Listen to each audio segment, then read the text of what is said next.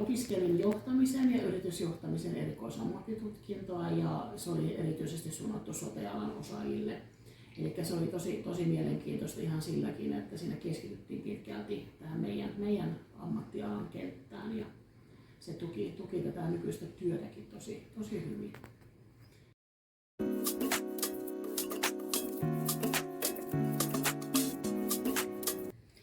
Tämä opinnon sisältö oli sellainen, mikä mun mielestä tuki sitä mun tavoitetta, eli toimia esihenkilönä ja johtaa asiakkuuksia, eli tuntea sitä palvelukenttää ja asiakkaiden tarpeita, eli kaikkinensa siihen omaan työhön lisäapua ja oppia, että sitten osaa toimia paremmin ja huomioida laajasti eri asioita.